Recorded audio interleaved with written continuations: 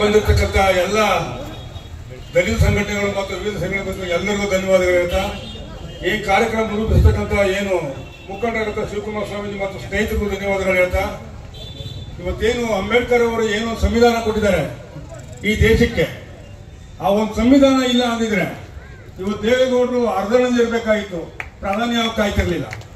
ಸಿದ್ದರಾಮಯ್ಯನವರು ಕುರಿ ಮೇಯಿಸಬೇಕಾಯ್ತು ಸಿದ್ದರಾಮಯ್ಯಲ್ಲಿ, ಇವತ್ತು ಇಲ್ಲಿ ಮುಖ್ಯಮಂತ್ರಿ ಆಗಕ್ಕೆ ಆಯ್ತಿರಲಿಲ್ಲ. ಇಂಥ ಬಹಳಷ್ಟಿವೆ ಹೇಳ್ಕೊಂಡಿದ್ದ ಇದ್ರೆ, ಯಾಕೆ ಸಮಯ ಇಲ್ಲ. ಇವತ್ತೇನು ಅಂಬೇಡ್ಕರ್ ಅವರು ಏನು ಸಂವಿಧಾನ ಕೊಟ್ಟಿದ್ದಾರೆ ಸಮಪಾಲು ಸಮಬಾಳು ಅನ್ನುವಂಗೆ, ಅದನ್ನ ಈ ಅಧಿಕಾರಿಗಳು ಮತ್ತು ರಾಜಕಾರಣಿಗಳು ದಿಕ್ ತಪ್ಪಿಸಿ ಬಹಳಷ್ಟು ಅನ್ಯಾಯ ಮಾಡ್ತಾ ಇದ್ದಾರೆ, ಎಲ್ಲರೂ ಗೊತ್ತಿರುವಂತಹ ವಿಚಾರ. ಈ ಉದಾಹರಣೆಗೆ ನಮ್ಮ ಈ ಜಿಲ್ಲಾಧಿಕಾರಿ ಏನಿದ್ದಾನೆ, ಇವನ ದೌಲತ್ತು ದುರಹಂಕಾರ ಹೇಳ್ತಿದ್ರು. ನಾವೇ 3 ಸಾರಿ ಪ್ರತಿಭಟನೆ ಮಾಡಿದ್ದೀವಿ. ಆದ್ರೆ ನಮ್ಮಲ್ಲಿ ಏನಾದ್ರೂ ಒಂದು ಸಮನ್ವಯ ಇರೋದ್ರಿಂದ ದಲಿತರಿರ್ಬೋದು, ರೈತರಿರ್ಬೋದು, ಬೇರೆ ಕನ್ನಡಪರ ಸಂಘಟನೆಗಳಿರ್ಬೋದು, ನಾವೆಲ್ಲ ಒಂದು ಸಮನ್ವಯ ಮಾಡಿಕೊಂಡು ಒಂದು ಸಮಿತಿ ಮಾಡ್ಕೊಳ್ತಾ ಇದ್ರೆ ಇವ್ರು ಎದುರಿಸಕ್ಕಾಗಲ್ಲ. ನಾವೆಲ್ಲ ತುಂಡಾಗಿ ಹೋದ್ರೆ ಇವರು ಎದರಲ್ಲ. ಯಾಕೆಂದ್ರೆ ಈ DC ಎಂತವನು ಅಂತ ಹೇಳಿದ್ರೆ ಒಂದು ಸಣ್ಣ ಕಥೆಯಲ್ಲಿ ನಾನು ಮುಗಿಸ್ತೀನಿ. ಒಂದು ಪಟ್ಟಣದಲ್ಲಿ ಒಂದು ಶಾಲೆ ಇತ್ತಂತೆ. ಆ ಶಾಲೆಯ ಮಾಸ್ಟ್ರು ಆ ಒಂದು ಹುಡುಗರು ಕರ್ಕೊಂಡು 50 ಜನ ಹುಡುಕೊಂಡು ಒಂದು ಪ್ರವಾಸ ಹೊರಡ್ತಾರೆ. ಆ ಪ್ರವಾಸ ಎಲ್ಲಿ ಹೋಗ್ತಾರೆ ಅಂತ ಅಂದ್ರೆ ಮಂಡ್ಯ ಜಿಲ್ಲೆ ಯಾವುದೊಂದು ಆಲೆಮನೆಗೆ ಹೋಗ್ತಾರೆ. ಆಲೆಮನೆಯಲ್ಲಿ ಹುಡುಗರೆಲ್ಲ ಹೋಗ್ಬಿಟ್ಟು ಎಲ್ಲ ಹೈಟೆಕ್ ವಿದ್ಯಾರ್ಥಿಗಳು, ಇವರು ಏನು ಹಳ್ಳಿ ಗ್ರಾಮೀಣ ಪ್ರದೇಶ ಗೊತ್ತಿಲ್ಲ, ಅಲ್ಲಿ ಕೋಣಗಳು ಗಾಣನ ಹಿಡಿತಾ ಇರ್ತವೆ, ಆಲೆಮನೆ ಒಳಗೆ ಕಬ್ಬಿನ ಗಾಣನ ಹಿಡಿತಾ ಇರ್ತವೆ. ಓ ಅದ್ಭುತ ಅಂತ ಬಹಳ ಆಶ್ಚರ್ಯ ಪಡ್ತಾರೆ ಹುಡುಗರೆಲ್ಲ. ಆಗ ರೈತನ ಕೇಳ್ತಾರೆ ಹುಡುಗರುಗಳು, ಏನಿದು ಕೋಣಗಳು ಅವಶ್ಯವಾಗಿ ಹೋಗ್ತಾವೆ, ಯಾರು ಹೊಡಿತಾ ಇಲ್ಲ, ಏನು ಮಾಡ್ತಾ ಇಲ್ಲ ಅಂತ. ಅದಕ್ಕೆ ಆ ರೈತ ಹೇಳ್ತಾನೆ, ನಾನು ಬುದ್ಧಿ ಕಲಿಸಿರೋದು ಅವಕ್ಕೆ, ಪಾಠ ಹೇಳಿರೋದು ನಾನು ಯಾವುದೇ ಹೈಟೆಕ್ ಶಾಲೆಗೆ ಅವು ಕಳಿಸಿಲ್ಲ, ಮೆರಿಟ್ ತಗೊಂಡಿಲ್ಲ, ಅವು ಅದಷ್ಟು ನಾವು ಮಾಡ್ತಾ ಇರ್ತವೆ ಅಂತಾನೆ. ಆಗ ಒಬ್ಬ ಮೆರಿಟ್ ವಿದ್ಯಾರ್ಥಿ ಕೇಳ್ತಾನೆ, ಅವ್ ಹೆಂಗ್ ಹೋಗ್ತವೆ ಅಂದ್ರೆ, ನಾನು ಕತ್ತು ಗಂಟೆ ಕಟ್ಟಿದ್ದೀನಿ, ಅವು ಹೋಗುವಾಗ ಗಂಟೆ ಅಳ್ಳಾಡ್ತಾ ಇರ್ತವೆ, ಅವೇನ್ ಸಾಗ ನಿಂತ್ಕೊಂಡ್ರೆ ಅದರ್ಸಿದ್ರೆ ಹೋಯ್ತಾ ಇರ್ತವೆ. ಆಗ ಒಬ್ಬ ಮೆರಿಟ್ ವಿದ್ಯಾರ್ಥಿ ಕೇಳ್ತಾನೆ, ಈಗ ಅವು ಸುಮ್ಮನೆ ನಿಂತ್ಕೊಂಡ್ಬಿಟ್ಟು ಗಂಟೆ ಅಳ್ಳಾಡ್ತಾ ಇದ್ರೆ ನಿಮಗೆ ಕೇಳಿಸ್ತಿರ್ತಾರೆ ಗಂಟೆ ಅಂತಾನೆ. ಆಗ ಆ ರೈತ ಹೇಳ್ತಾನೆ, ಅಂತ ಕಳ್ಬುದ್ದಿ ಕಲ್ತಂತ ಮೆರಿಟ್ ಶಾಲೆ ಎಲ್ಲ ಇದು, ಮೆರಿಟ್ ವಿದ್ಯಾರ್ಥಿಗಳು ಎಲ್ಲ. ಹಾಗಾಗಿ ಇವು ಯಾರಿಗೂ ಅನ್ಯಾಯ ಮಾಡಲ್ಲ. ಯಾಕೆಂದ್ರೆ ನಾನು ಪಾಠ ಕಲಿಸ್ತೀನಿ, ನಾನು ಮೇವಾಗ್ತೀನಿ, ನಾನೇ ಕೆಲಸ ಕೊಡ್ತೀನಿ. ಹಂಗಾಗಿ ಯಾವುದೇ ಕಾರಣಕ್ಕೆ ಅನ್ಯಾಯ ಮಾಡುವಂತ ಬುದ್ಧಿ ಅವ್ರು ಕಲ್ತಿಲ್ಲ. ಅಂದ್ರೆ ಈ ಕೋಡ್ಗಳಿಗಿಂತೂ ಕಡೆ ಈ ಜಿಲ್ಲಾಧಿಕಾರಿ ಅಂತ. ಯಾಕಂದ್ರೆ ಹೈಟೆಕ್ ಹೈಸ್ಕೂಲ್ ಒಂದು ಕಾಲೇಜ್ ಹೋಗಿದ್ದಾರೆ, ಮೆರಿಟ್ AS ಮಾಡ್ಬೇಕಾದ್ರೆ ಇವನ್ಗೆ ಆ ಕೋಡಿಂಗ್ ಇರುವಂತ ಬುದ್ಧಿ ಇಲ್ಲ. ಹಂಗಾಗಿ ತಾವೆಲ್ಲರೂ ಒಂದಷ್ಟು ನಾನು ಮಾತು ಮುಗಿಸ್ತೀನಿ. ನಮಸ್ಕಾರ. ಇವರು ಈ ರೀತಿ ಈ ಒಂದು ಒಡೆದಾಳುವ ನೀತಿಯನ್ನ ಇವರು ಅನುಸರಿಸಕ್ಕೆ ಹೋಗಿದ್ದಾರೆ. ಅದರಿಂದ ಈ ನಮ್ಮ ಜಿಲ್ಲೆಯಲ್ಲಿ ಇವೆಲ್ಲ ನಡೆಯಲ್ಲ. ಯಾಕೆಂದ್ರೆ ನಾವೆಲ್ಲ ಒಗ್ಗಟ್ಟಾಗಿದ್ರೆ ಯಾರು ನಮ್ಗೇನು ಮಾಡಕ್ಕಾಗಲ್ಲ. ಎಲ್ಲರೂ ಕೂಡ ಅಷ್ಟೇ, ರೈತ ಸಂಘಟನೆಗಳಿರ್ಬೋದು, ಕನ್ನಡ ಪರ ಸಂಘಟನೆಗಳಿರ್ಬೋದು, ದಲಿತ ಸಂಘಟನಾ ಪರಗಳಿರ್ಬೋದು, ಎಲ್ಲ ಹಿಂದುಳಿದ ವರ್ಗ ಇರ್ಬೋದು, ಎಲ್ಲರೂ ಕೂಡ ಇದು ಒಬ್ಬರಿಗಾಗ ಅವಮಾನ ಅಲ್ಲ. ನಾಳೆ ಇವತ್ತು ಇದಕ್ಕೆ ಮಾಡಿರ್ತಾರೆ, ನಾಳೆ ಇನ್ನೊಂದ್ ದಿನ ಎಲ್ಲ ಇನ್ನೊಂದು ಯಾವ್ದೋ ಒಂದು ಮೀಟಿಂಗ್ ಕರೆದಾಗಲೂ ಕೂಡ ಎಷ್ಟೋ ಸರಿ DC ಬಂದಿಲ್ಲ. ನಾವು ಕೂಡ ಈ ಸಮಾಜ ಸಂಸ್ಥೆಗಳಲ್ಲಿ ನೋಡ್ತಾನೆ ಇರ್ತೀವಿ. ಆದ್ರೆ ಏನಿಗೆ ಜಿಲ್ಲಾಡಳಿತಗಳು ಯಾಕೆ ಇಷ್ಟು ನಿರ್ಲಕ್ಷ್ಯ ಮಾಡ್ತವೆ? ಏನೋ ಒಂದು ಕಾರ್ಯಕ್ರಮ ಮಾಡಿದ್ರೆ ಮಾಡಿ ಕಳ್ಸಿದ್ರೆ ಆಯ್ತು ಬಿಡು, ಏನೋ ಒಂದು ಕಾರ್ಯಕ್ರಮ ಅವತ್ತು ಕಳ್ಸೋಣ, ಒಂದು ಯಾರೋ ಒಬ್ಬರನ್ನ ಅಲ್ಲಿ ಒಂದು ಅಧಿಕಾರಿಗಳನ್ನ. ಆದ್ರೆ ಕಾರ್ಯಕ್ರಮ ಮಾಡಿ ಈ ನಮ್ದೇ ಈಗ ಹೇಳ್ತೀವಿ ಅಂದ್ರೆ, ಆ ಕಾರ್ಯಕ್ರಮ ಮಾಡಕ್ ಹೋದಾಗ ಯಾವ ಅಧಿಕಾರಿಗಳು ಇರಲ್ಲ. ಆದ್ರೆ ಎಲ್ಲರೂ ಕೂಡ ಒಬ್ಬೊಬ್ಬರೊಂದು ಕಾರಣ ಹೇಳ್ತಾರೆ.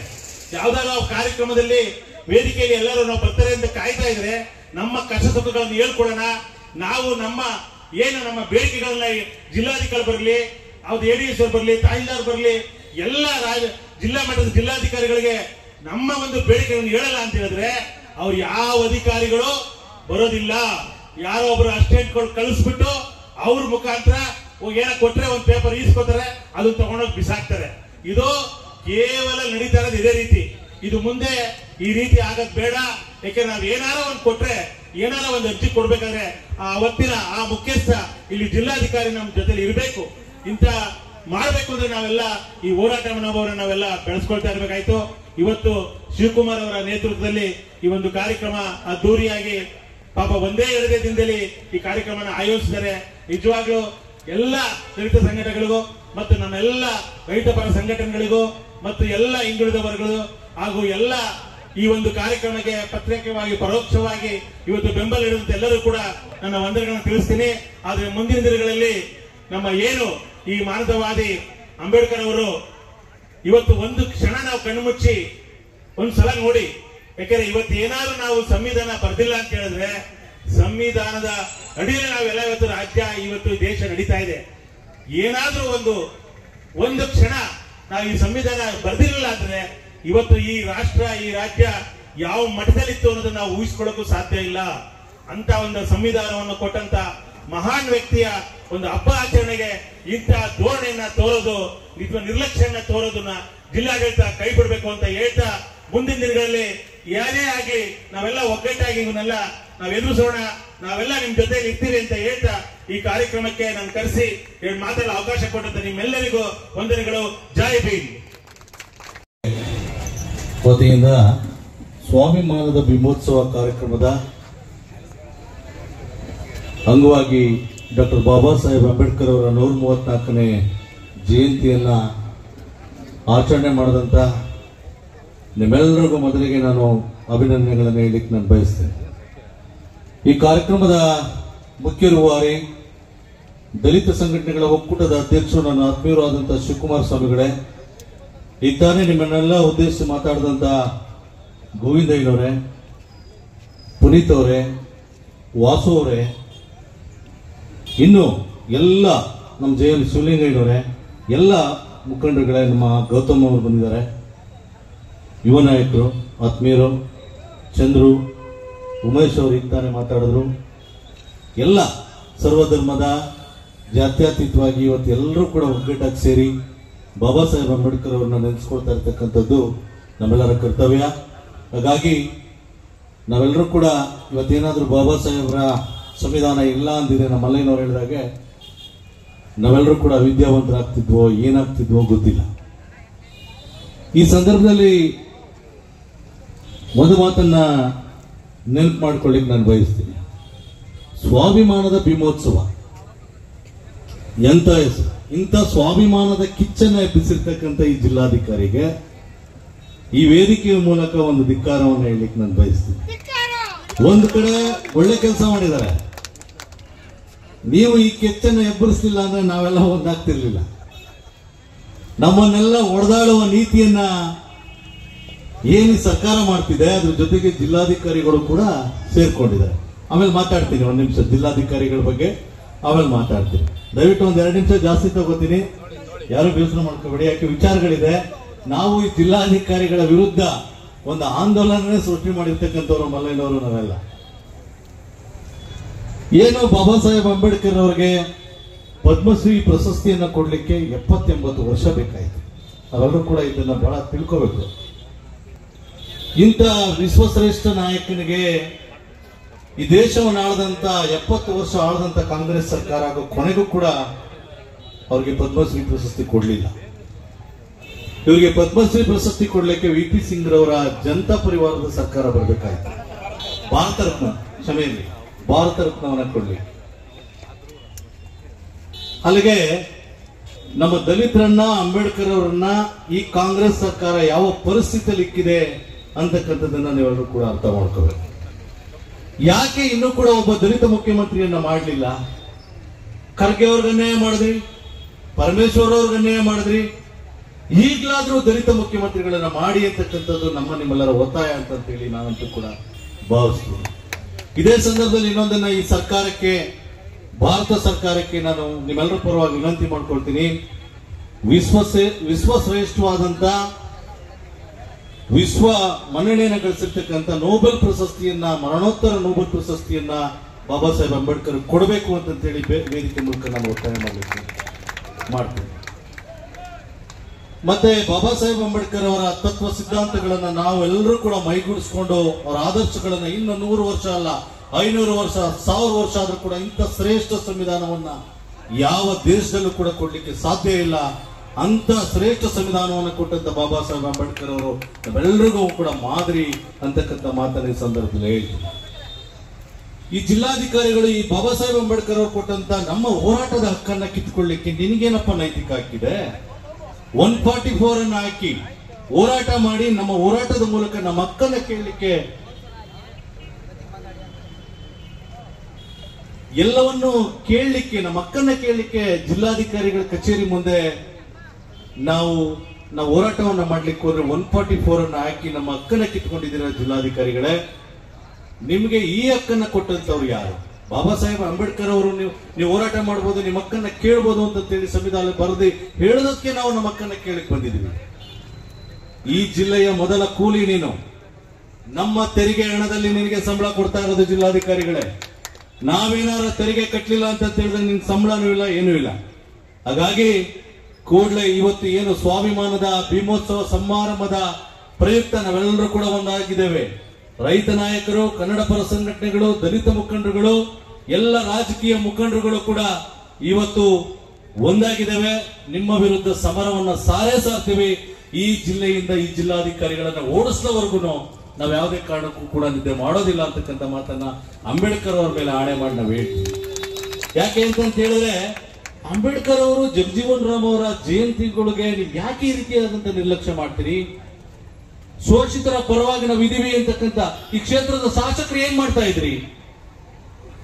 ಜಿಲ್ಲಾಧಿಕಾರಿಗಳು ಈ ನಡೆಯನ್ನ ಈ ಕ್ಷೇತ್ರದ ಶಾಸಕರು ಪ್ರಶ್ನೆ ಮಾಡಬೇಕಾಗಿತ್ತು, ಯಾಕೆ ಮಾಡ್ಲಿಲ್ಲ? ಹಾಗಾದ್ರೆ ನಿಮ್ಮಲ್ಲೇ ಗುಂಪುಗಳು ಮಾಡ್ಲಿಕ್ಕೆ ನಿಮ್ಮ ರಾಜಕಾರಣಿಗಳು ನೀವೆಲ್ಲರೂ ಕೂಡ ಅವ್ರಿಗೆ ಪರ ಜಿಲ್ಲಾಧಿಕಾರಿಗಳ ಪರವಾಗಿ ನಿಂತಿದ್ದೀರಾ. ಹಾಗಾಗಿ ಮುಂದಿನ ದಿನಗಳಲ್ಲಿ ಈ ಎಲ್ಲದಕ್ಕೂ ಪಾಠವನ್ನ ಕಲಿಸ್ಲಿಕ್ಕೆ ನಾವೆಲ್ಲ ಒಗ್ಗೂಡಿಸಿ ನೋಡಿ, ನಾಳೆ ಇದೇ ಜಿಲ್ಲಾಧಿಕಾರಿಗಳ ವಿರುದ್ಧ, ಈ ರಾಜ್ಯ ಸರ್ಕಾರದ ವಿರುದ್ಧ, ಬೆಲೆ ಏರಿಕೆಯ ವಿರುದ್ಧ ಕರ್ನಾಟಕ ರಾಜ್ಯ ರೈತ ಸಂಘದ ವತಿಯಿಂದ ನಾವು ಛತ್ರಿ ಚಳುವಳಿಯನ್ನ ಜಿಲ್ಲಾಧಿಕಾರಿಗಳ ಕಚೇರಿ ಮುಂದೆ ಮಾಡ್ತಾ ಇದ್ದೀವಿ. ನಾವೆಲ್ಲ ಛತ್ರಿ ಹಿಡ್ಕೊಂಡು ರೈತರಿಗೆ ಅನ್ಯಾಯ ಮಾಡಿದಂತ ರಾಜ್ಯ ಸರ್ಕಾರ, ಬೆಲೆ ಏರಿಕೆಯನ್ನು ಮಾಡಿರ್ತಕ್ಕಂಥ ಕೇಂದ್ರ ಸರ್ಕಾರ ಮತ್ತು ರಾಜ್ಯ ಸರ್ಕಾರ, ಈ ನಾಡಿನ ಈ ಜಿಲ್ಲೆಯ ಹೋರಾಟಗಾರರಿಗೆ ಅನ್ಯಾಯ ಮಾಡಿರ್ತಕ್ಕಂಥ ಛತ್ರಿ ಜಿಲ್ಲಾಧಿಕಾರಿಗಳು ಅಂತೇಳಿ ಒಂದು ಛತ್ರಿಗಳನ್ನ ಹಿಡ್ಕೊಂಡು ನಾವು ಹೋರಾಟ ಮಾಡ್ತಿದೀವಿ.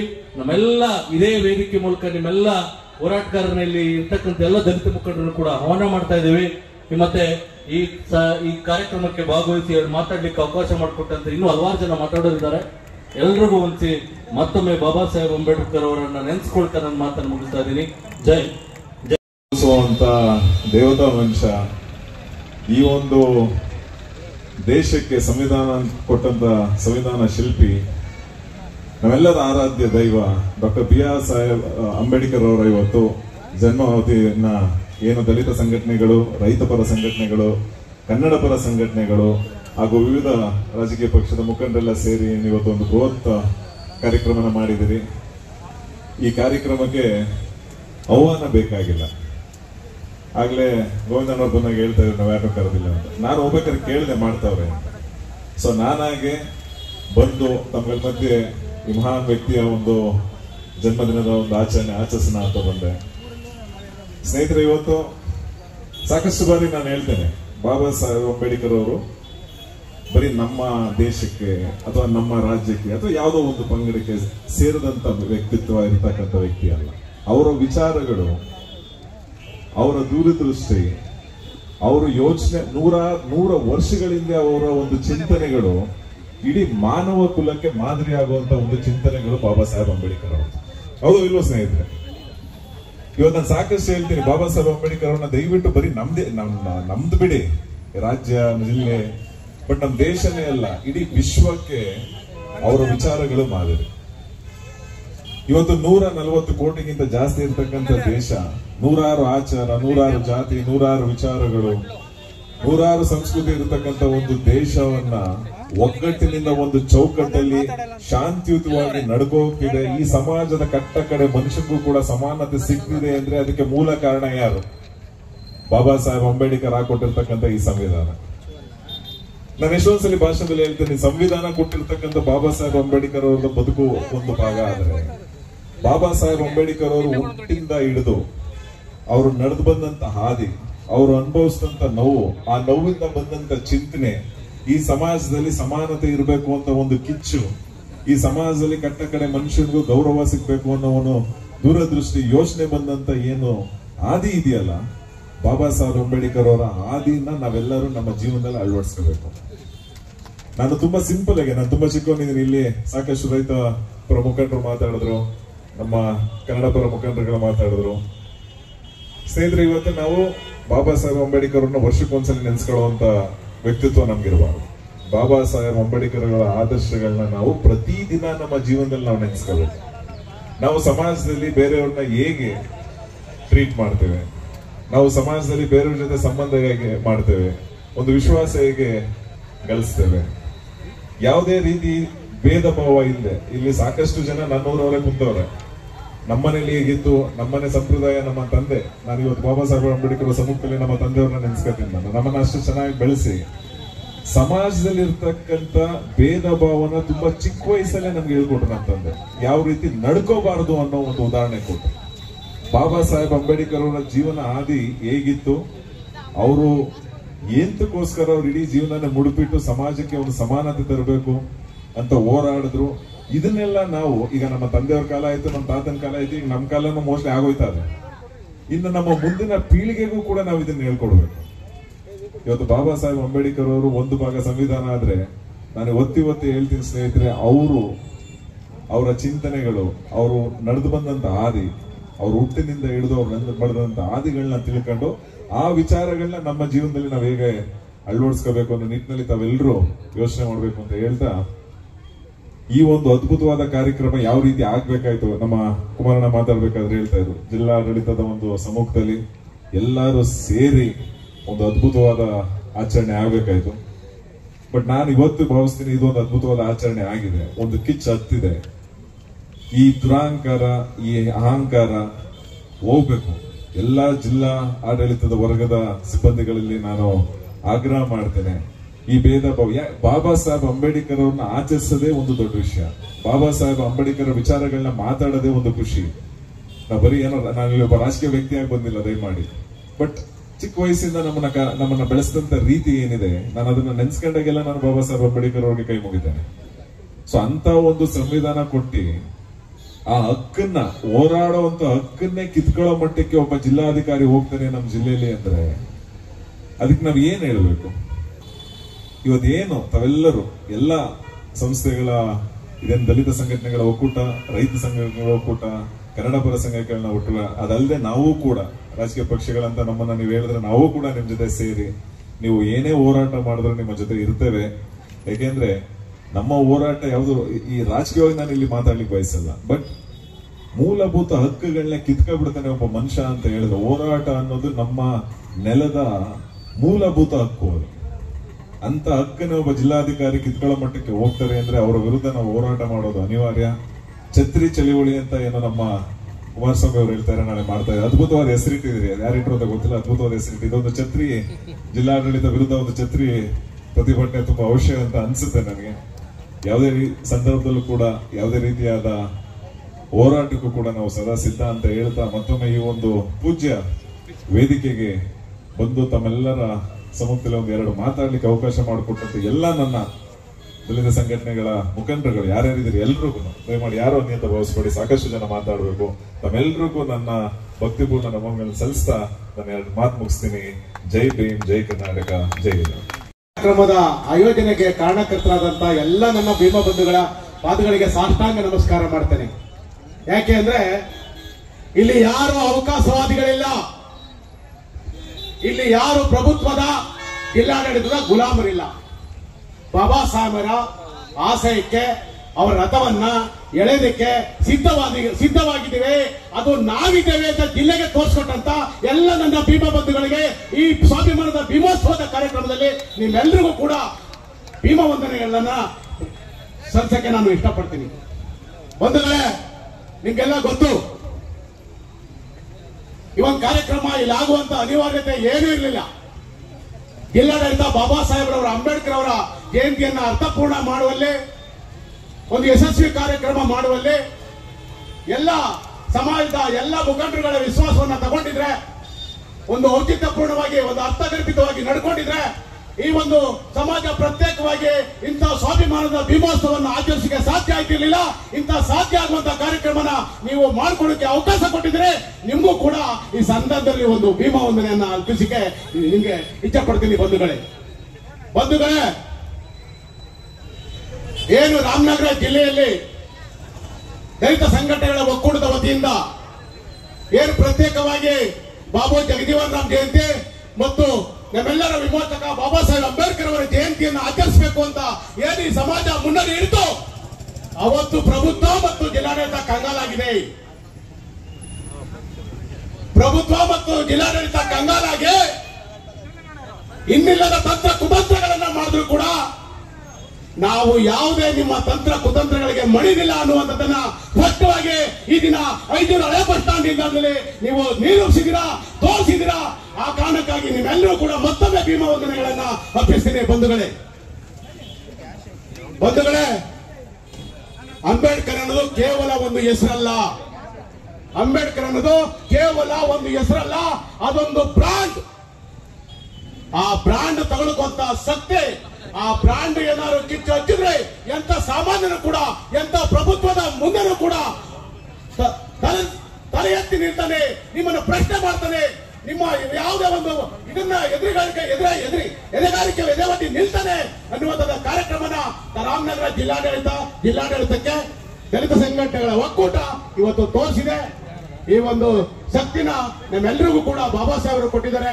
134ನೇ ಜಯಂತಿ ಸಂದರ್ಭದಲ್ಲಿ ನಮ್ಮೆಲ್ಲರ ವಿಮೋಚಕರಾದ, ನಮ್ಮೆಲ್ಲರ ಒಂದು ಹಕ್ಕು ಬಾಧ್ಯತೆಗಳನ್ನ ಕೊಟ್ಟಂತ ಬಾಬಾ ಸಾಹೇಬ್ರವರಿಗೆ ಒಂದು ಅರ್ಥಪೂರ್ಣವಾದಂತ ಒಂದು ಸ್ವಾಭಿಮಾನದ ಆಚರಣೆಯನ್ನ ಈ ಜಿಲ್ಲೆಯ ಸ್ವಾಭಿಮಾನಿಗಳು ಜಿಲ್ಲಾಡಳಿತಕ್ಕೆ ವಿರುದ್ಧವಾಗಿ ಆಚರಿಸಿದ್ದಾರೆ ಅಂತ ಹೇಳ್ತಾ ನಾನದು ನಿಮ್ಮೆಲ್ಲರೂ ಕೂಡ ಮತ್ತೊಮ್ಮೆ ಭೀಮವಂದನೆಯನ್ನು ತರಿಸಿ ಹೇಳ್ತೀನಿ. ಜೈ ರಾಮ್.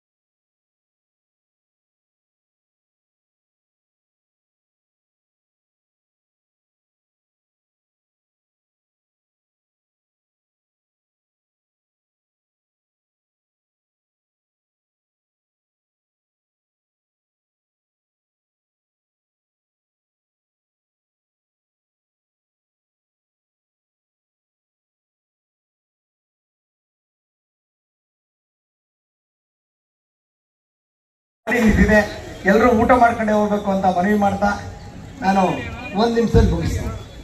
ಬಂಧುಗಳೇ, ಇದೊಂದು ಬಾಬಾ ಸಾಹೇಬ್ ಅಂಬೇಡ್ಕರ್ ಅವರ ಜನ್ಮ ದಿನಾಚರಣೆ ನೆಪದಲ್ಲಿ ಆಯ್ತಿರುವಂತ ಒಂದು ಹೋರಾಟ.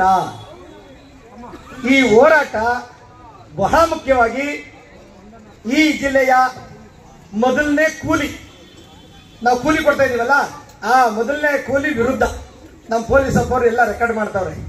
ಯಾಕಂದ್ರೆ ಅವ್ರಿಗೆ ಬೇಕು ಅಂತ ಒಬ್ಬರು ಕೂರಿಸ್ಬಿಟ್ಟವ್ರೆ. ಹಾಗಾಗಿ ಮೊದಲನೇ ಕೂಲಿ ತನ್ನ ಕೂಲಿನ ಯಾರ್ಯಾರಿಗೆ ಹಂಚ್ಬೇಕು ಅಂತ ಗೊತ್ತಿಲ್ಲದೆ ರಜಾ ಹಾಕೊಂಡವರು ಪಾಪ. ಅವ್ರಿಗೆ ರಜಾ ಹಾಕಿ ನಮ್ಮ ಜಿಲ್ಲೆ ಬಿಟ್ಟು ನಾನು ಹೋಗ್ತಾ ಇದ್ದೀನಿ, ನಾನು ಹೋಗ್ತಾ ಇದ್ದೀನಿ. ಇದು ಸೂಚನೆ. ರೈತ ಸಂಘಟನೆ, ದಲಿತ ಸಂಘಟನೆ, ಮಹಿಳಾ ಸಂಘಟನೆ ಎಲ್ಲರೂ ಕೂಡ ಒಗ್ಗೂಡ್ತವ್ರೆ. ನಾಳೆ ಛತ್ರಿ ಚಳವಳಿ ಬೇರೆ ಮಾಡ್ತವ್ರೆ. ನಾನು ಇರುವುದು ಸರಿ ಇಲ್ಲ ಅಂತ ಈಗಾಗಲೇ ರಜಾ ಹಾಕಿ ಹೋಗಿರುವ ಸೂಚನೆಯನ್ನು ಕೊಟ್ಟವ್ರೆ. ಜಿಲ್ಲಾಧಿಕಾರಿ ಅವರಿಗೆ ಹಂಗೆ ಹೋಗ್ಬೇಕು ಅಂತ ಮನವಿ ಮಾಡ್ತೀನಿ. ಇದು ಸ್ವಾಭಿಮಾನದ ಕಾರ್ಯಕ್ರಮ. ಬಹಳ ಮುಖ್ಯವಾಗಿ ಇವತ್ತು ಒಂದು ಕಾರ್ಯಕ್ರಮ ನಡೀತಾ ಇದೆ. ಆನೆನೂ ಕರ್ಸವ್ರೆ, ಅಂಬರಿನೂ ಮಾಡವ್ರೆ. ಬಹಳ ಸಂತೋಷ ಆಗುತ್ತೆ. ಯಾಕಂದ್ರೆ ಇಲ್ಲಿರುವ ಪ್ರತಿಯೊಂದು ಗುಂಡಿಗೆಗಳಿಗೂ ಎದುರ್ಕೊಂಡು ಆ ಒಂದು ಕಾರ್ಯಕ್ರಮ ನಡೀತಾ ಇದೆ. ಇಲ್ಲಿ ಗುಂಡಿಗೆಗಳು ಕೂತಾವಲ್ಲ, ಆ ಗುಂಡಿಗೆಗಳಿಗೆ ಎದುರ್ಕೊಂಡು ಅಲ್ಲಿ ಕಾರ್ಯಕ್ರಮ ಕೊಡ್ತಾರೆ. ನನಗಾಲೇ ಯಾರು ಬಂದು ಹೇಳ್ತಿದ್ರು, ವೇದಿಕೆಯಲ್ಲಿ ಎಲ್ಲರಿಗೂ ಬೈತಿದ್ರಂತೆ. ಯಾರೋ ಒಬ್ರು ಇರ್ಲಿ, ಅದು ನಮ್ಗೆ ಅವಶ್ಯಕತೆ ಇಲ್ಲ. ಅವ್ರಿಗೆ ಅಭಿನಂದನೆ, ಶಾಸಕರಿಗೆ ಒಂದು ಅಭಿನಂದನೆ ಹೇಳೋಣ. ಯಾಕಂದ್ರೆ ನಾವು ಮಾಡ್ತಾ ಇರೋ ಕಾರ್ಯಕ್ರಮಕ್ಕೆ ಮನ್ಸೆತ್ತಿ ನಾನು ಕಾರ್ಯಕ್ರಮ ಮಾಡ್ತೀನಿ ಅಂತ ಹೇಳ್ತಾರೆ. ಅದು ಜಿಲ್ಲಾಧಿಕಾರಿ ಅವರ ಜಿಲ್ಲಾಡಳಿತದ ಕಾರ್ಯಕ್ರಮ ಅಲ್ಲ, ಅದು MLA ಅವರ ಖಾಸಗಿ ಕಾರ್ಯಕ್ರಮ. ಈ ತಾಲೂಕಿನ ಶಾಸಕರಾಗಿದ್ದವರಂತ ಇಕ್ಬಾಲ್ ಹುಸೇನ್ ಅವರ ಖಾಸಗಿ ಕಾರ್ಯಕ್ರಮನೇ ಹೊರತು ಜಿಲ್ಲಾಡಳಿತದ ಕಾರ್ಯಕ್ರಮ ಅಲ್ಲ. ಹಾಗಾಗಿ ಈ ಒಂದು ಪ್ರತಿಭಟನೆ ಮೂಲಕ ನಾವೇನು ಬಾಬಾ ಸಾಹೇಬ್ ಅಂಬೇಡ್ಕರ್ ಅವರ ಕಾರ್ಯಕ್ರಮವನ್ನು ಮಾಡ್ತಾ ಇದ್ವಿ. ಪ್ರತಿ ವರ್ಷ ನಾವು ಕಾರ್ಯಕ್ರಮವನ್ನು ನಡೆಸೋಣ. ನನ್ನ ಸಹೋದರ ರವಿ ಬೆಳಿಗ್ಗೆಯಿಂದ ಬಂದು ಕೂತವರೆ. ಅವನಿಗೆ ಎಷ್ಟು ಸ್ವಾಭಿಮಾನದ ಕಿಚ್ಚಿದೆ ಅಂದ್ರೆ ನನ್ ಖುಷಿ ಆಗ್ತಿತ್ತು. ಆಕ್ಚುಲಿ ಅವ್ರಿಗೆ ಮೈಕ್ ಕೊಡ್ಬೇಕಾಗಿತ್ತು ಆ ತರ ಮನ್ಸುಗಳಿಗೆ. ಹಾಗಾಗಿ ಕ್ಷಮೆ ಯಾಚಿಸಿದೀನಿ, ಕೆಲವ್ರಿಗೆ ಮೈಕ್ ಸಿಕ್ಕಿಲ್ಲ ಅಂತ ಬೇಜಾರು ಮಾಡ್ಕೊಬೇಡಿ. ನಾಳೆ ಹೇಳ್ತಿದ್ರು ಮಲ್ಲೆ ಅವರು, ಇಲ್ಲಿ ಕೂತಿರೋ ಮನ್ಸುಗಳು ನಾಳೆ ಛತ್ರಿ ಚಳವಳಿಯಲ್ಲಿ ಭಾಗವಹಿಸೋಣ. ಎಷ್ಟು ಜನ ಆಗುತ್ತೆ ಎಲ್ಲರೂ ಛತ್ರಿ ಚಳವಳಿಯಲ್ಲಿ ಭಾಗವಹಿಸಿ ನಮ್ಮ ಹಕ್ಕನ್ನ ಪಡೀಲಿಕ್ಕೆ ನಾವು ಸಜ್ಜಾಗೋಣ ಹೇಳ್ತಾ, ಕನಿಷ್ಠ ರೈತರು, ದಲಿತರು, ಮಹಿಳೆಯರು, ಎಲ್ಲ ಜಿಲ್ಲಾಧಿಕಾರಿ ಅವರ ವಿರುದ್ಧ ಇರುವಂತ ಎಲ್ಲರೂ ಸೇರಿಸಿ ಕನಿಷ್ಠ ಒಂದು 100 ಪೊರ್ಕೆ ಚಳುವಳಿಯನ್ನ ಮಾಡಬೇಕಾದಂತ ಅನಿವಾರ್ಯತೆ ನಮ್ಮ ಎದುರುಗಡೆ ಇದೆ ಬಂಧುಗಳೇ. 100 ಪೊರ್ಕೆ ಹಿಡ್ಕೊಂಡು 100, 500 ಆಗ್ಬೋದು, 1000 ಆಗ್ಬೋದು. ನನ್ನ ತಾಯಿಂದಿರು 50 ಜನ ಇದ್ರೆ ಸಾಕು, 50 ಜನ ಕಸ ಗುಡಿಸೋಣ, ಅದನ್ನೇ ಸೇವೆನೂ ಮಾಡೋಣ.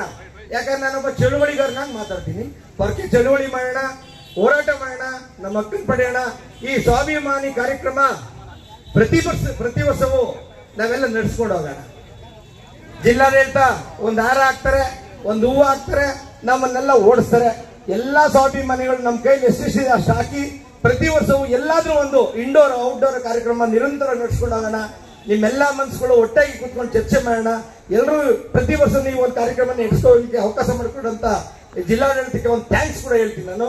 ಯಾಕಂದ್ರೆ ಎಲ್ಲರೂ ಒಟ್ಟುಗೂಡಿ ಪ್ರತಿ ವರ್ಷ ಕಾರ್ಯಕ್ರಮ ನಡೆಸ್ಕೋಗ ಅಂತ ಹೇಳ್ತಾ ಮಾತಾಡ್ಲಿಕ್ಕೆ ಅವಕಾಶ ಮಾಡಿಕೊಟ್ಟ ಎಲ್ರಿಗೂ ಒಂದಿಸಿ ನನ್ನ ಮಾತು ಮುಗಿಸ್ತೀನಿ. ಜೈ ಜೈ ಜೈ ಜೈ ಜೈ ಭೀಮ್, ಜೈ ಜೈ ಜೈ ಜೈ ಜೈ ಭೀಮ್, ಜೈ ಜೈ ಜೈ ಜೈ ಜೈ ಭೀಮ್. ಡಾಕ್ಟರ್ BR ಅಂಬೇಡ್ಕರ್ ಅವರ 134ನೇ ಜನ್ಮ ದಿನಾಚರಣೆಯನ್ನ ನಾವು ಸ್ವಾಭಿಮಾನಿ ದಲಿತ ಸಂಘಟನೆಗಳ ಒಕ್ಕೂಟದಿಂದ ಇವತ್ತೇನು ಆಯೋಜನೆ ಮಾಡಿದ್ವಿ. ಈ ಒಂದು ಕಾರ್ಯಕ್ರಮಕ್ಕೆ ಬೆಳಗ್ಗೆಯಿಂದನೂ ಕೂಡ ನಮ್ಮ ಜೊತೆಯಲ್ಲಿ ಬೈಕ್ ರ್ಯಾಲಿಯಲ್ಲಿ ಇದ್ದು ನಮ್ಮ ಜೊತೆಯಲ್ಲಿ ಈ ಒಂದು ಕಾರ್ಯಕ್ರಮವನ್ನ ಯಶಸ್ವಿಗೊಳಿಸೋದಕ್ಕೆ ಬಂದಿದಂತ ಎಲ್ಲ ಸಂಘಟನೆಯ DSSನ ಹಲವಾರು ಮುಖಂಡರುಗಳಿಗೆ ಹಾಗೂ ಸಮತಾ ಸೈನಿಕ ದಳದ, ವಾಲ್ಮೀಕಿ ಸಂಘದ, ಹಾಗೆ ಚನ್ನಪಟ್ಟಣದ ಹನುಮಂತು ನಿವೃತ್ತಿ ನೌಕರರ ಸಂಘದ ಪದಾಧಿಕಾರಿಗಳು, ಇರಡಗ ಸಂಘದ ಪದಾಧಿಕಾರಿಗಳು, ಮೇಧ ಸಂಘದ ಪದಾಧಿಕಾರಿಗಳು, ಹಾಗೆ ಆದಿದ್ರಾವಿಡ ಸಂಘದವರು, ಜೈಪುರದ ಸ್ನೇಹಿತರು ಹಾಗೂ ಎಲ್ಲ ಮಹಿಳಾ ನನ್ನ ಅಕ್ಕ ತಂಗಿಯರು, ಗೌರವಾನ್ವಿತ ಬಂಧುಗಳು, ಇವತ್ತೇನು ಕಾರ್ಯಕ್ರಮ ಯಶಸ್ವಿಗೊಳಿಸೋದಕ್ಕೆ ತಾವೆಲ್ಲ ಬಂದು ಅಂಬೇಡ್ಕರ್ ಅವರ 134ನೇ ಜನ್ಮ ದಿನಾಚರಣೆಯನ್ನ ಸ್ವಾಭಿಮಾನಿ ದಿನಾಚರಣೆಯನ್ನ ಹಾಗೆ ಆಚರಣೆ ಮಾಡಬೇಕು ಅಂತಕ್ಕಂಥ ವಿಚಾರದಲ್ಲಿ ನಾವೆಲ್ಲ ಕೂಡ ಏನು ಈ ಒಂದು ಕಾರ್ಯಕ್ರಮವನ್ನು ಆಯೋಜನೆ ಮಾಡಿದ್ವಿ. ಈ ಕಾರ್ಯಕ್ರಮದ ಉದ್ದೇಶ ಮತ್ತೆ ಕಾರ್ಯಕ್ರಮ ಯಾವ ದಿಕ್ಕಿನಲ್ಲಿ ನಾವು ಮಾಡಬೇಕಾಯ್ತು, ಕಾರ್ಯಕ್ರಮದ ಮುಂದಿನ ದಿನಗಳಲ್ಲಿ ನಾವು ಮಾಡ್ತಕ್ಕಂಥ ಏನು ಬೇರೆ ಬೇರೆ ವಿಚಾರಗಳಿದೆ, ಮತ್ತೆ ಜಿಲ್ಲಾಡಳಿತದ ವಿರುದ್ಧವಾಗಿ ನಾವು ಯಾವ ರೀತಿಯ ಕ್ರಮವನ್ನ ತಗೋಬೇಕು ಅಂತಕ್ಕಂಥದ್ದು ಹಲವಾರು ಮುಖಂಡರು, ರೈತ ಸಂಘದ ಮುಖಂಡರು, ವಿವಿಧ ಪಕ್ಷದ ಮುಖಂಡರುಗಳು ಇವತ್ತು ಮಾತಾಡಿದಿರಿ. ಬಂಧುಗಳೇ, ನಾವಾದ್ರೂ ಕೂಡ ಇಷ್ಟೇ ಹೇಳ್ತಾ ಇರೋದು, ಈ ಜಿಲ್ಲೆಯ ಸ್ವಾಭಿಮಾನಿ ಬಂಧುಗಳಾದಂತ ನಾವುಗಳು ಇವತ್ತು ವಿವಿಧ ಪ್ರಗತಿಪರ ಸಂಘಟನೆಗಳನ್ನ ಒಳಗೊಂಡಂತ ನಾವು ಏನಿದ್ದೀವಿ, ಇವತ್ತು ಅಂಬೇಡ್ಕರ್ ಜಯಂತಿಯನ್ನ ಬಹಳ ಅದ್ದೂರಿಯಾಗಿ, ಬಹಳ ವಿಜೃಂಭಣೆಯಿಂದ, ವಿನೂತನವಾಗಿ ಆಚರಣೆ ಮಾಡಬೇಕು ಅಂತಕ್ಕಂಥ ಒಂದು ತೀರ್ಮಾನವನ್ನು ಏನ್ ತಗೊಂಡ್ವಿ, ನಾವೆಲ್ಲರೂ ಕೂಡ ಪಕ್ಷಾತೀತವಾಗಿ ಈ ಕಾರ್ಯಕ್ರಮ ಆಗ್ಬೇಕು, ಮತ್ತೆ ನಾವೇ ಸಂಪನ್ಮೂಲಗಳನ್ನ ಕ್ರೋಢೀಕರಿಸಿ ನಮ್ಮೊಳಗಡೆ ಈ ಕಾರ್ಯಕ್ರಮವನ್ನ ಆಯೋಜನೆ ಮಾಡಬೇಕು, ಸ್ವಾಭಿಮಾನವನ್ನ ಮೆರಿಬೇಕು ಅಂತ ಹೇಳಿ ಇವತ್ತು ಈ ಒಂದು ಕಾರ್ಯಕ್ರಮವನ್ನು ನಾವು ಆಯೋಜನೆ ಮಾಡಿದ್ದೀವಿ. ಇಲ್ಲಿರ್ತಕ್ಕಂಥ ಎಲ್ಲ ಬಂಧುಗಳು, ಎಲ್ಲ ನಾಯಕರುಗಳು ಕೂಡ ಇವತ್ತು ಕಾರ್ಯಕ್ರಮದಲ್ಲಿ ಭಾಗವಹಿಸಿದ್ದಾರೆ, ಮಾತಾಡಿದ್ದಾರೆ. ಇನ್ನು ಕೆಲವರು ಮಾತಾಡೋರಿದ್ದಾರೆ. ಆದ್ರೂ ಕೂಡ ಈ ಒಂದು ಸ್ವಾಭಿಮಾನದ ಈ ಒಂದು ಅಂಬೇಡ್ಕರ್ ಜಯಂತಿಯನ್ನ ಇದೇ ರೀತಿ ಈ ಒಂದು ಸಂಘಟನೆಯ ವತಿಯಿಂದ ಮುಂದಿನ ದಿನಗಳಲ್ಲಿ ಜಿಲ್ಲಾಡಳಿತಕ್ಕೆ ಎಚ್ಚರಿಕೆಯನ್ನು ಕೊಡ್ತಕ್ಕಂಥದ್ದು, ಮತ್ತೆ ದಲಿತರ ಮೇಲೆ ನಡೀತಕ್ಕಂಥ ಅಲ್ಲೇ ದೌರ್ಜನ್ಯ, ದಬ್ಬಾಳಿಕೆಯನ್ನ ತಡೆಗಟ್ಟುವ ನಿಟ್ಟಿನಲ್ಲಿ ಸಂಘಟನೆ ಯಾವಾಗಲೂ ಕೂಡ ನಿಮ್ ಜೊತೆ ಇರ್ತದೆ, ನಾವೆಲ್ಲ ಕೂಡ ನಿಮ್ಮೊಟ್ಟಿಗೆ ಇರ್ತೀವಿ ಅಂತಕ್ಕಂಥ ಮಾತನ್ನ ಹೇಳ್ತಾ, ಮುಂದಿನದಾಗಿ ಈ ಕಾರ್ಯಕ್ರಮದಲ್ಲಿ ನಮ್ಮೊಟ್ಟಿಗೆ ಭಾಗವಹಿಸಿರ್ತಕ್ಕಂಥ ಎಲ್ಲ ಪ್ರಗತಿಪರ ಸಂಘಟನೆಯವರಿಗೆ ಕೂಡ ಈ ಒಂದು ವೇದಿಕೆಯಿಂದ ಒಂದು ಸಣ್ಣ ಸನ್ಮಾನ ಇದೆ. ದಯಮಾಡಿ ತಾವೆಲ್ಲರೂ ಕೂಡ ಗೌರವಪೂರ್ವಕವಾಗಿ ಸ್ವೀಕರಿಸಿ ಈ ಕಾರ್ಯಕ್ರಮವನ್ನು ಯಶಸ್ವಿಗೊಳಿಸಿದ್ದೀರಿ. ಮತ್ತೆ ಈ ಒಂದು ಸನ್ಮಾನವನ್ನು ಸ್ವೀಕರಿಸಬೇಕು ಅಂತ ಹೇಳ್ತಾ ಈ ಕಾರ್ಯಕ್ರಮದಲ್ಲಿ ಮಾತಾಡೋದಕ್ಕೆ ಅವಕಾಶ ಮಾಡಿಕೊಟ್ಟಂತ ಎಲ್ಲರಿಗೂ ವಂದಿಸಿ ನಾನು ಮಾತು ಮುಗಿಸ್ತೀನಿ.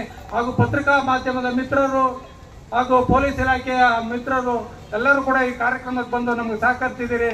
ತಮ್ಮೆಲ್ಲರಿಗೂ ಕೂಡ ಅಭಿನಂದನೆಯನ್ನ ತಿಳಿಸ್ತಾ ಮುಂದಿನದಾಗಿ ಸನ್ಮಾನ ಕಾರ್ಯಕ್ರಮವನ್ನ ನಮ್ಮ ಹರೀಶ್ ಮತ್ತು ಪುನೀತ್, ಪರಮೇಶ್ ಮತ್ತೆ ಇನ್ನು ನಮ್ಮ ಹನುಮಂತವರು, ಕಿರಣ್ ಅವರು ಮತ್ತೆ ನಮ್ಮ ಸಂಘಟನೆಯ ಎಲ್ಲ ಸಿದ್ದರಾಮರವರು, ನಂಜುಂಡರವರು, ಶಿವಣ್ಣರವರು ಎಲ್ಲ ಕೂಡ ಏನು ನಮ್ಮ ಕೊತ್ತಿಪುರ ಗೋವಿಂದ್ ಅವರು ಎಲ್ಲರೂ ಕೂಡ ನಿಂತ್ಕೊಂಡು ನಮ್ಮಲ್ಲಿ ಕೈ ಜೋಡಿಸಿರ್ತಕ್ಕಂಥ ಕಾರ್ಯಕ್ರಮ ಯಶಸ್ವಿಗೊಳಿಸೋದಕ್ಕೆ ಕಾರಣಭೂತರಾದಂಥ ನಮ್ಮ ಎಲ್ಲರಿಗೂ ಕೂಡ ಒಂದು ಕಿರು ಸನ್ಮಾನವನ್ನು ನಮ್ಮ ನೆರವೇರಿಸಬೇಕು ಅಂತ ಹೇಳಿ ಮತ್ತೊಮ್ಮೆ ಕೇಳ್ತಾ ಈ ಕಾರ್ಯಕ್ರಮದಲ್ಲಿ ಮಾತಾಡೋದಕ್ಕೆ ಅವಕಾಶ ಮಾಡಿಕೊಟ್ಟಂತ ಎಲ್ಲರಿಗೂ ಒಂದು ನನ್ನ 2 ಮಾತು ಮುಗಿಸ್ತೀನಿ. ಜೈ ಭೀಮ್ ಅಲ್ರಿ ಅಂದ್ರು ಅವ್ರ ಭಾಷೆನಲ್ಲಿ.